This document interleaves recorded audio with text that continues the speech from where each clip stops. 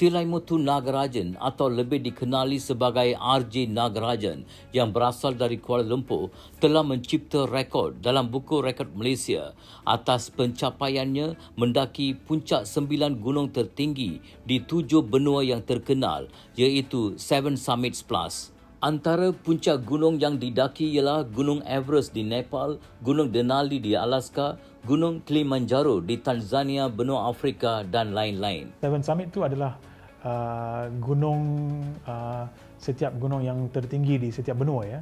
Jadi saya research dan mendapati bahawa ada 7 gunung dan bukan saja 7 gunung tapi ada juga mengikut ada 3 senarai ya. Senarai itu Bass, Messner dan juga Hackett. So ada yang mengatakan Eropah tu bukan Elbrus tapi Mont Blanc, dan juga di Australia dikatakan bukan Kosciuszko tapi di Papua. Jadi untuk mengatasi ini semua saya pun mendaki ke semuanya sekali lah. Jadi yang tu sebab tu dikatakan 7 campur 2 ataupun 9 gunung yang tertinggi di dalam 7 benua ini. Ya. Dan saya mengambil lebih kurang 13 tahun untuk mendaki ke semuanya sekali ya. Ya. Saya mula mendaki pada tahun 2010 dan telah mendaki lebih 50 gunung, inspirasi daripada kenalan baru yang saya dapat ketika mendaki. Saya juga merupakan seorang graduan psikologi dan telah menghulurkan bantuan kepada ramai pendaki dari segi mental dan emosi untuk gigih sampai ke puncak dan tidak berhenti di tengah jalan, katanya pada satu temu ramah eksklusif bersama wartawan Telus. Naik gunung yang besar macam contohnya gunung Everest ataupun gunung Manaslu yang tertinggi, 8 tertinggi di dunia, dan juga gunung Lhotse yang keempat tertinggi ya. Tapi yang paling seronok sekali, I think tahun lalu saya dapat mendaki gunung sekali dengan climbing partner saya, nama dia Kicok. Ya, kita dua dapat sampai ke puncak bila lebih memang cuaca time tu memang terlalu buruk.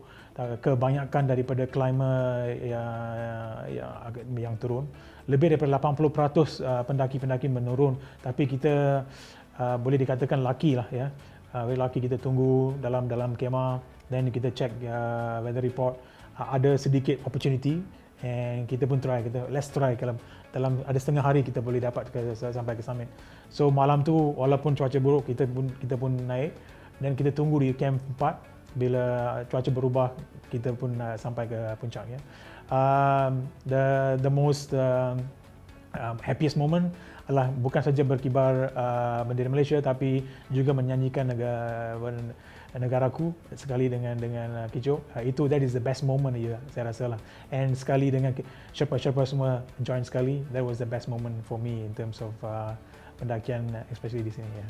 Beliau turut berkata telah kehilangan jari tangannya akibat radang dingin yang berlebihan ketika menaiki Gunung Everest di Nepal baru-baru ini, dan ia tidak menjadi halangan untuk beliau menyertai Explorers Grand Slam 2024 bagi mendaki 7 puncak gunung terkenal di dunia sekali lagi. Di Everest, Mount Everest tahun ni, selepas menaiki ke puncak lebih kurang pukul 10.30 pagi, kita dalam penurunan sampai ke dikatakan Hillary Step, and already kita keluar ke South Summit, altitude lebih kurang 8,700 begitu. And saya rasa saya susah nak bernafas. Bila kita check, oksigen sudah habis. Sama juga dengan Sherpa juga mengatakan oksigennya sudah habis. Ini terjadi sebab on the way up, cuaca memang really bad sebab snowstorm terlalu kuat, sampai kita telah menggunakan banyak sangat oksigen. Ya, so apa yang kita rancang itu tidak terjadi. Kita dua sekali lemah untuk menurun. Tapi dia menarik saya lah.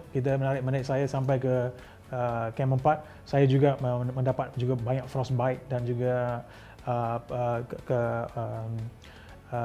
kehilangan pandangan sebab my right eye jadi bengkak dan sebagainya because of the snowstorm ya.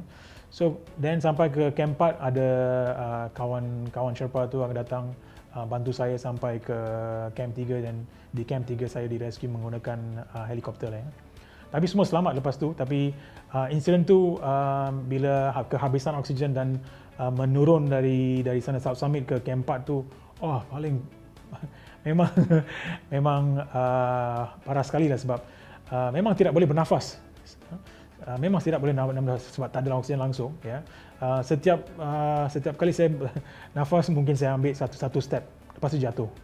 Ya, nafas lagi jatuh lagi, nafas lagi jatuh lagi.